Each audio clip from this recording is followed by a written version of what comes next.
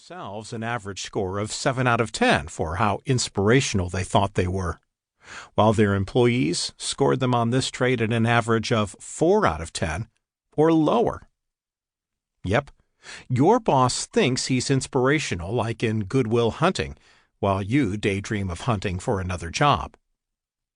The scarcity of inspiration is clearly having an impact on us, as another global study reported that just 12% of employees worldwide feel optimistic at work. That can't be good. Research shows that optimism is the single biggest predictor of resiliency, and even has the power to undo the negative effects of a stressful experience. So it's really not something you want to try to do without. Still, another study showed that among leaders receiving the lowest percentile scores for inspirational ability, productivity was dreadful. Some 56% of employees working for such bosses negatively self-rated their productivity, but positively self-rated their impulsivity for taking a hammer to their temple.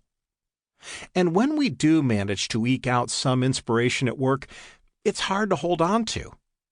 Almost 70% of us find it hard to stay inspired at work. The message here is don't wait around for your leaders to inspire you and keep you inspired. Apparently, there's a landfill worth of books on how to be an inspirational leader still gathering dust on the bedside nightstands of leaders everywhere. It's time to take the matter into your own hands. Now, I know that conventional logic tells you that you need to be inspired by external forces. You can't ignite your own pilot light. I know common beliefs and classic historical accounts will tell you that you have to be patient. Inspiration is a mysterious, fickle force that will appear when it's good and ready, a force over which you have no control, like David Hasselhoff. I disagree. While I will grant you that inspiration can be elusive, it can, in fact, be codified and coaxed. You don't have to helplessly wait around for it to happen to you. You can create the conditions where inspiration is much more likely to occur. And I'll show you how. Frankly, the prevailing wisdom isn't doing a whole lot for us. As the data clearly shows, we aren't exactly prevailing in the inspired at work department. So let's get on with the art and science of self-inspiring. As the Russian composer Tchaikovsky advised on finding inspiration, if we wait for the mood without endeavoring to meet it halfway, we easily become indolent and apathetic. I'm on a mission to help you reignite your inspiration at work. Let's find the fire. The first spark. Self-inspiration is, first and foremost, a choice. Dr. Gerald Bell, a professor at the University of North Carolina, asked 4,000 retired executives, average age of 70, one question. If you could live your life over again, what would you do differently? The number one response? I should have understood more about my cell phone plan. Just kidding.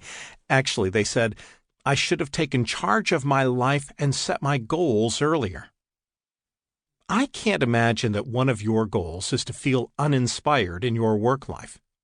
Nor can I imagine such a state makes you feel in charge of your life. You probably don't need 4,000 aging executives who watch too much of the Golf Channel to tell you what you already know deep inside. It's time to take charge and make change. And it's up to you. The first spark is struck in one of three ways. 1. You choose to view your old job in a new light. You see it for the possibilities it yet still contains to reignite your inspiration. 2. You decide in your heart of hearts it's time to move on and find new work. But you first commit to understanding the triggers and warning signs of what keeps and drains our inspiration over time, so that you can inform your search and know what to look for or ensure absence of at your potential new employer, and make a move that will stick. 3. If you're lucky enough to be in a place where you really do feel inspired in your job, you then choose to elevate your awareness of why that's the case and how to keep it so. In any scenario, it's time to look closer